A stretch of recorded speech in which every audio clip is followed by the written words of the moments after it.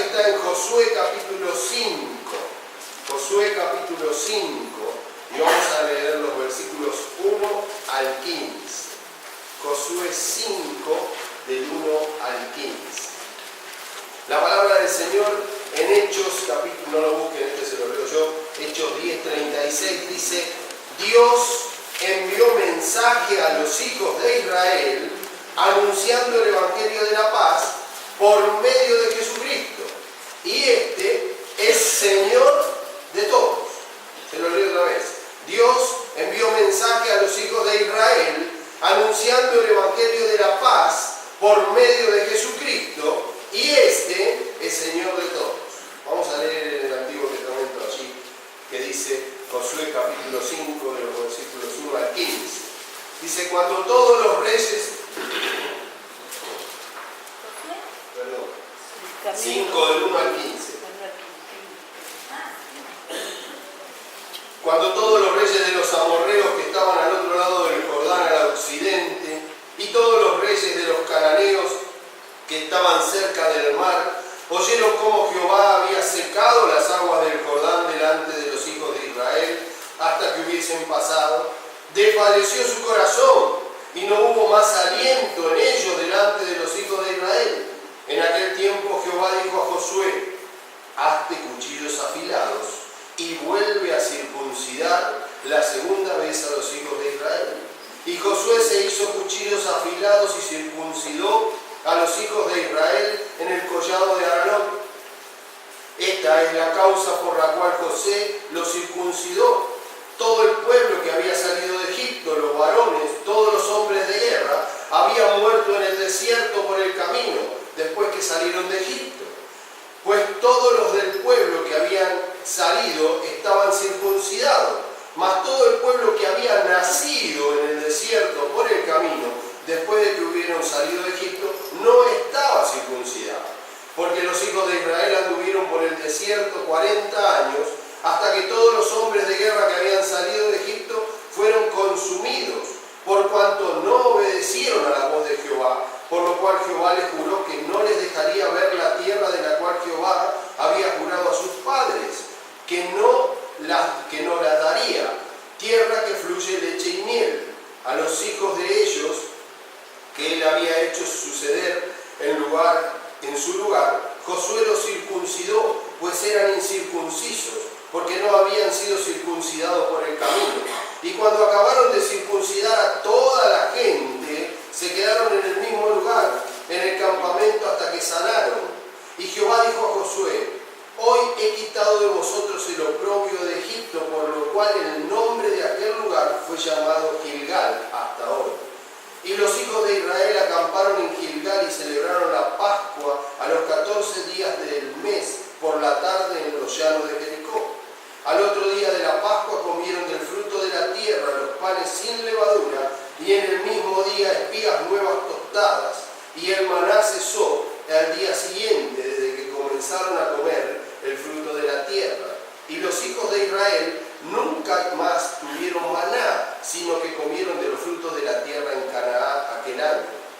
Estando Josué cerca de Jericó, alzó sus ojos y vio un varón que estaba delante de él, el cual tenía una espada desenvainada en su mano. Y Josué, yendo hacia él, le dijo: ¿eres de los nuestros o de nuestros enemigos?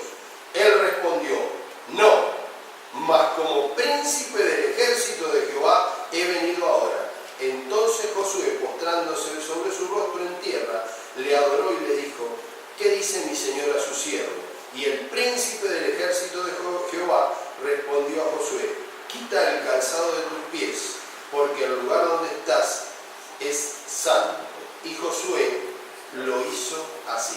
Repita conmigo lo último que dije. Y Josué lo hizo así. Muchas veces nos cuesta tanto hacer lo que Dios dice. Siempre tenemos algo para modificar, algo para agregar, alguna cuota de nuestro ingenio que como que le da más brillo a lo que Dios dice. ¿De dónde salimos nosotros con estas cuotas de ingenio? Uno de los temas más grandes en el Nuevo Testamento es el señorío de Jesucristo. Una y otra vez se nos recuerda que Él es Señor y que debemos cederle este lugar en nuestras vidas. Algunos piensan que este tema provee un medio de manipulación para los pastores o líderes de las congregaciones. Cuando la persona reconoce el señorío de Jesucristo, doblega su carácter y el pastor hace con ellos lo que quiere. Lo siento si usted piensa así. Si usted piensa así, lo siento mucho. Pero la Biblia refleja esta verdad incontrastable que es el señorío de Jesucristo en la vida de aquellos que lo han recibido como Señor y Salvador. El señorío de Cristo es una verdad irrefutable fundada de tapa a tapa de la Biblia y coloca al verdadero creyente en una posición de privilegio delante de Dios. Cuando el creyente reconoce el señorío de Cristo, cuando el señorío de Cristo es parte de la vida de ese creyente, esto lo coloca en una posición de privilegio. ¿Saben por qué? Porque es Dios mismo quien manda en su vida. Y si Dios manda en mi vida, indudablemente me va a llevar por el mejor lugar que puede transitar mi vida. El apóstol Pablo, padre de las primeras misiones, personaje fundamental en los primeros tiempos de la iglesia, una persona controvertida, efusiva, una persona capaz de hablar ante multitudes, que tenía una personalidad avasallante. Nosotros lo vemos en la Escritura, aunque era un tierno, ojo, era avasallante, pero era un tierno, se dolía, se lloraba, pero era una persona con un empuje tremendo, un tipo que tenía toda la chapa, un hombre preparado, ¿sí? Intelectualmente muy bien provisto, y sin embargo, Pablo se autodenomina siervo de Jesucristo, reconociendo el señorío de Cristo.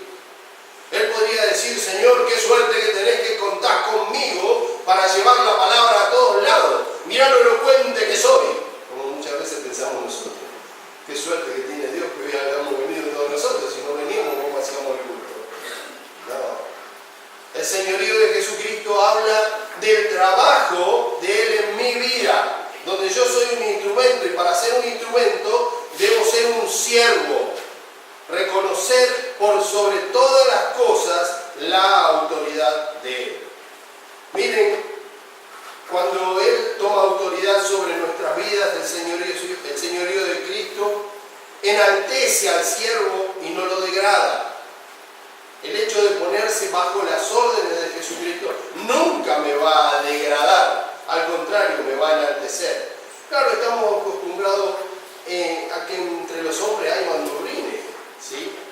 Y en la fábrica donde algunos trabajan hay mandurrines, y en la oficina hay mandurrines. Y hay tipos que no tienen autoridad y mandan, ¿sí? Y el que tiene autoridad y manda, los que lo obedecen con agrado. Pero al mandurrín lo obedecen porque no tiene más remedio, ¿sí? Cuando yo hice el servicio militar, había con nosotros un cabito así chiquito, llamado Bautista de apellido, Cabo Bautista. Recién recibió el cabo. Tenía todas las ínfulas, el tipo era como un gallito de esto de riña, ¿vieron? Yo tengo un perro chiquito en casa, ¿sí? El año que viene, cuando vaya de vacaciones, dejo los pibes y me llevo el perro. Macanudo. ¿Sí? Pero ustedes lo ven y parece un león el perro. Es chiquito, tiene ese boom y cerca con eso. Bueno, los mandurrines son así. ¿Sí? Este Cabo Bautista se la pasaba mandando, no tenía autoridad para nada el tipo, pero bueno, él le gustaba mandar. ¿Sí? Pero con Jesucristo es distinto, porque Él manda como quien tiene autoridad y quien sabe y manda lo mejor para mí. El ser siervo de Jesucristo nunca me degrada, siempre me enaltece. Potencia lo poco que yo tengo, lo potencia y saca lo mejor de mí. Y si no tengo nada, porque no tengo nada, me da dones que me potencian para que Él pueda utilizar. Esto es el señorío de Cristo. Pero tiene un precio, ¿saben que tiene un precio? Cuando Josué pregunta al príncipe de Jehová, dice: ¿eres de los nuestros o de nuestros enemigos? El príncipe de Jehová le dice: un momentito, no. Dice: como príncipe de Jehová he venido, como quien tiene autoridad. Josué podía haber sacado chapa. Mirá que yo soy Josué, que hace poquito Dios abrió el Jordán delante mío para que yo cruce, no te confunda. Esto es lo que haríamos nosotros. Nosotros sacaríamos chapa. Pero él dice que Josué se postró ante el príncipe de Jehová. Ahora, claro, esto tiene un precio. Dios no viene a nuestras vidas como una especie de ayudante glorificado para ayudarnos en todos los líos que nosotros nos metemos. Viene a tomar el control y el mando supremo de nuestras vidas, que es distinto a ser un ayudante glorificado. Porque muchas veces lo confundimos a Dios. Queremos meterlo a Dios en nuestros proyectos. Nosotros encaramos, vamos para adelante, hacemos cosas, Señor, ayúdame. No le consultamos para nada si tenemos que estar ahí. Encaramos nosotros. Después, Señor, ayúdame. Es mi ayudante glorificado. En su infinita misericordia, Él me saca de cada lío. De cada lío me saca. Pero es al revés el funcionamiento. El señorío de Cristo tiene un precio. Y fíjense, vamos a revisar un poquito este pasaje que hemos leído. Ustedes dirán que tiene que ver todo esto de la circuncisión. ¿Qué es la circuncisión? La circuncisión es la señal del pacto, de que es parte del pueblo escogido de Dios. Una costumbre que en nuestros días no se utiliza, ¿sí? Pero en la época en que está este relato transcrito, esto era fundamental. Los hijos de Israel que habían ido a la esclavitud en Egipto estaban circuncidados. En Egipto se seguían circuncidando. Pero resulta que cuando salieron al desierto, vaya a saber por qué razón dejaron de hacerlo. Nacían los chicos tal vez por el calor, por las infecciones, la verdad que no sé. Pero había cualquier cantidad de chicos sin circuncidar, que fueron jóvenes, que fueron mayores, y ninguno de ellos, que eran hijos del Dios del pacto, tenían la señal del pacto. Dice que los jefes militares perecieron en el desierto, aquellos que se habían rebelado contra él. Entonces toda esta generación entra a tomar la tierra prometida. Dios abre el río delante de ellos y entran cerca de Jericó. Pero recién empezaban a ver la puntita de todo lo que había por delante para ellos. Entonces así Dios dice, no, vamos a poner las cosas en orden. Hay que circuncidar a esta gente. ¿Ustedes saben lo que habrá sido para Josué decirle al pueblo, muchachos, hay que circuncidarse? ¿Escucharon? ¿Sí? ¿Qué pasa si el pastor Riconte viene de Córdoba ahora? Y dice, hermanos, recibir palabra del Señor en TEA, hay que circuncidarse. Levanten la mano cuántos miembros se cambian de iglesia. Para Josué no habrá sido fácil esto, pero era la orden directa de Dios. El precio del señorío de Cristo en la vida del creyente es alto. Usted no puede transar con el mundo. Hay cosas que tiene que decir no y plantarse aunque vengan degollando. Y dice que Josué tomó al pueblo y lo trajo, afiló cuchillos y lo circuncidó. Y estuvieron allí hasta que sanaron, ¿sí? Hasta que se curó la herida. Para después empezar la gran campaña que les iba a permitir tomar la tierra prometida. Miren, en primer lugar, dice allí en el versículo 14, 15, dice, como príncipe de Jehová he venido.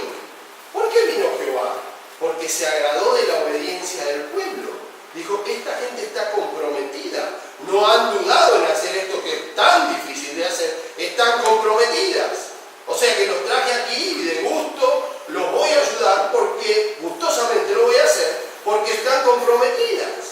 ¿Por qué vino Jehová? Porque la gente estaba comprometida.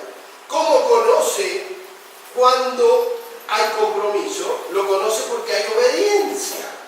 Y si bien nosotros no nos vamos a circuncidar, pero la obediencia es la misma.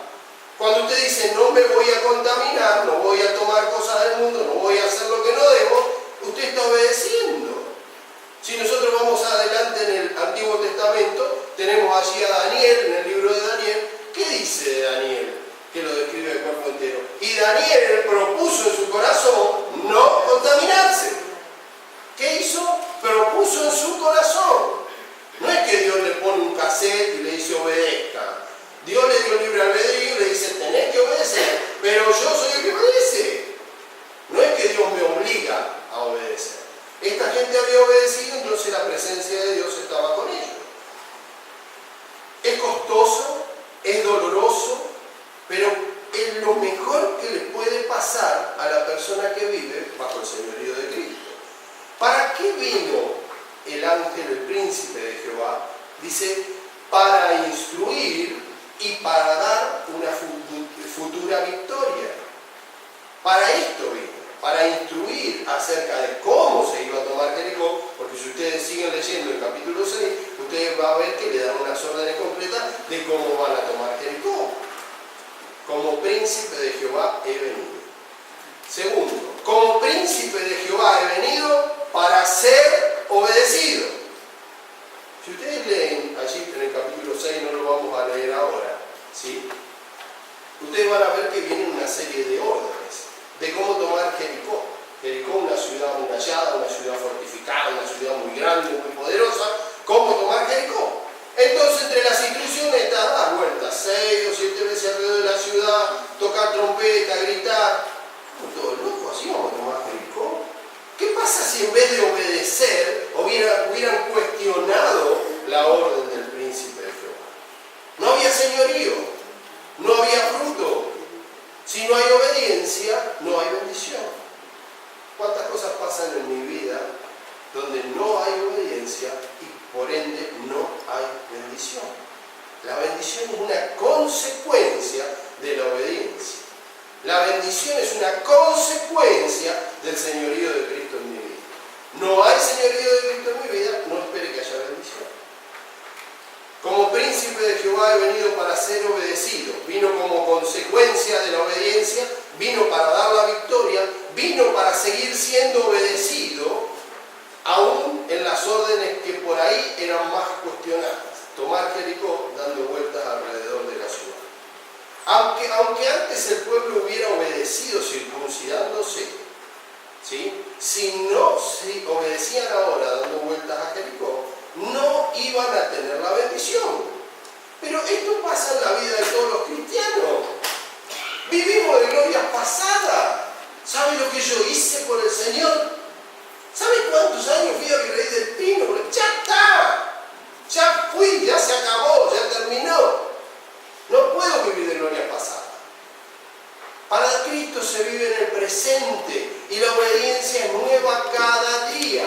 Y cada día el señorío de Cristo es distinto. Lo que hizo, lo hizo.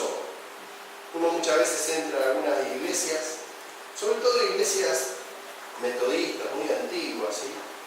Capillas muy antiguas. Si usted va a ver en la pared, en memoria yo me acuerdo siempre en la iglesia metodista que nosotros alquilamos mientras que estábamos construyendo acá, había carteles de costado que decían en memoria de José Epetz, ¿sí? Que había donado para una familia de renombre dentro de los metodistas, ¿sí? Había donado para el banco, para qué sé yo. Y muchos templos antiguos vemos esto, ¿sí? Como por ahí los bancos tienen nombre, familia tal, no significa que se siente la familia ahí, significa que por ahí la familia fue la que donó ese banco. Claro, las cosas se hacían con mucho sacrificio. Pero no termina ahí la vida. No termina ahí, sigue. Y lo que usted hizo por Cristo ya lo hizo, y lo que obedeció ya obedeció, pero eso no lo exime de seguirlo haciendo. El señorío de Cristo es algo constante, es de todo el tiempo, es de todos los días. Entonces el príncipe de Jehová ha venido para ser obedecido.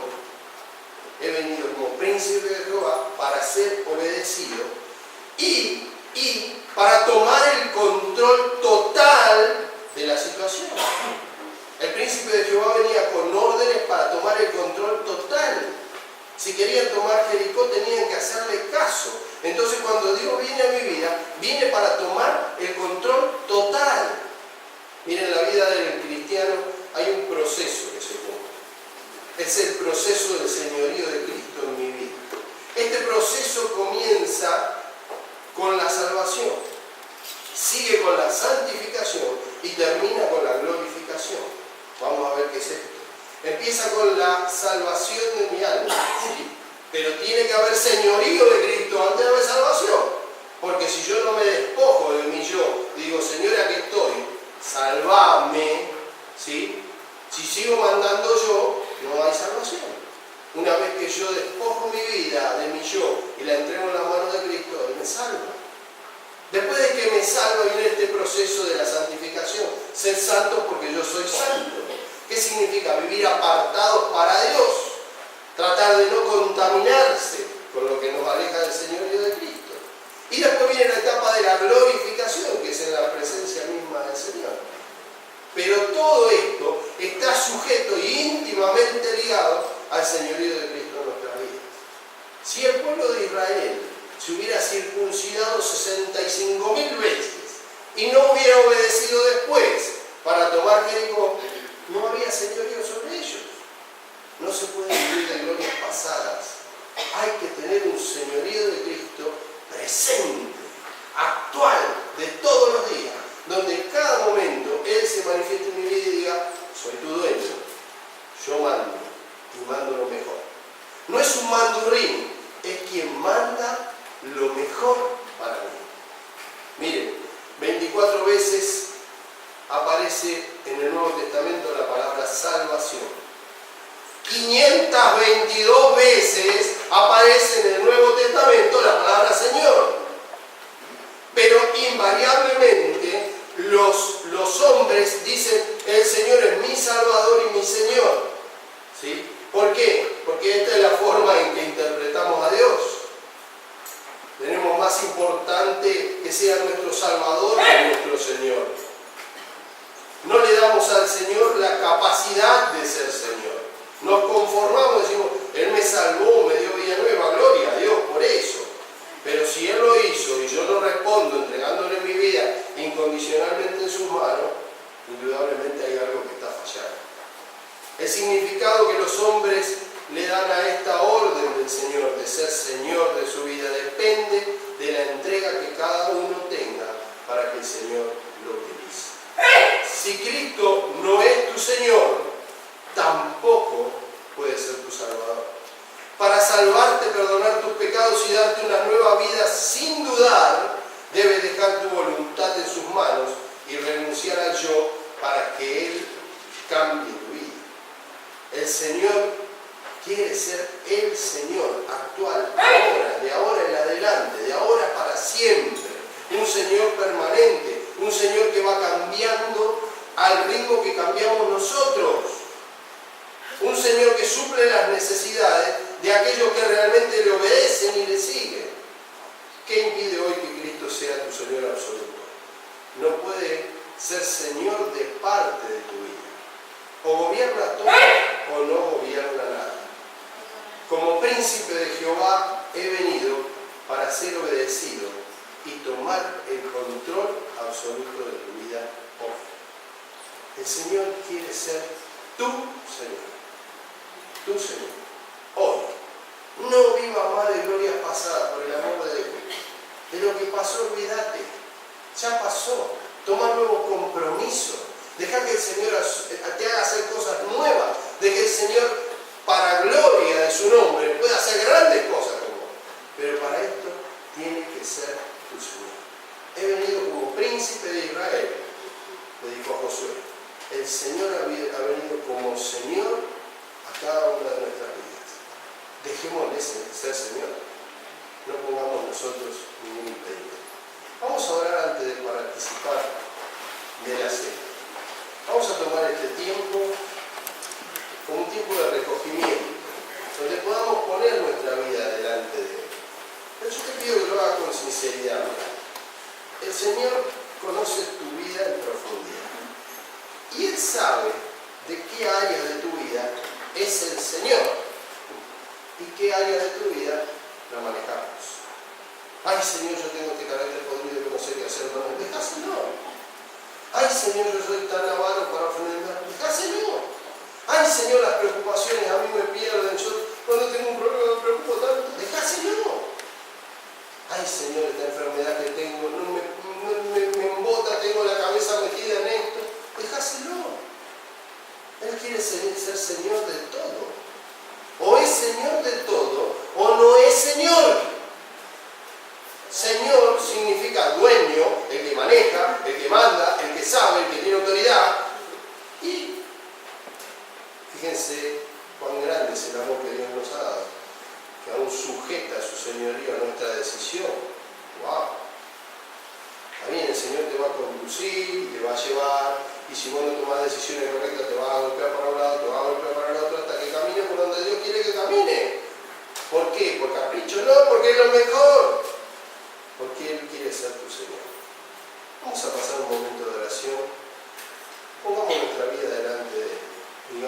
Señor, esto lo estoy manejando yo. Te pido que te hagas cargo.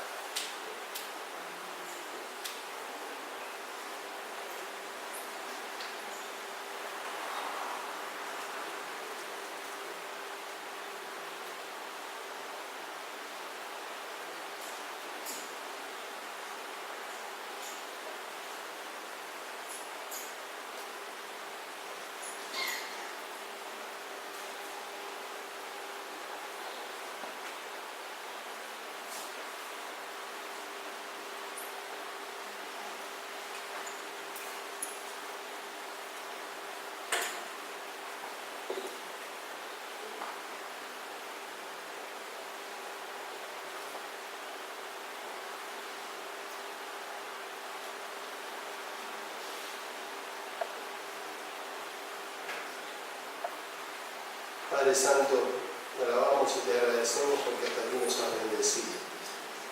Señor, tantas cosas en mi vida encubiertamente las manejo yo. Tantas cosas que digo que tú tienes el control las manejo yo. Te pido perdón por esto. Quiero que seas el Señor, Señor, de todo esto. Quiero que seas tú quien gobierne porque es lo mejor que me puede pasar. Señor, que seas tú quien maneje las cosas porque es lo mejor que me puede suceder. Padre, perdóname por no renunciar a yo, por querer seguir manejando cosas, por querer pensar siquiera, Señor, que sé hacer las cosas mejor que vos. Señor, te ruego que seas el Señor de mi vida, que tomes el control de todas las áreas de mi vida, para vivir de acuerdo a tus propósitos. Señor, ahora sacamos a tu mesa, ahora queremos que dispongas nuestro corazón de esta manera, para reconocer, Señor, el sacrificio que has hecho por cada uno de nosotros, lo que te da mérito y autoridad más que suficiente para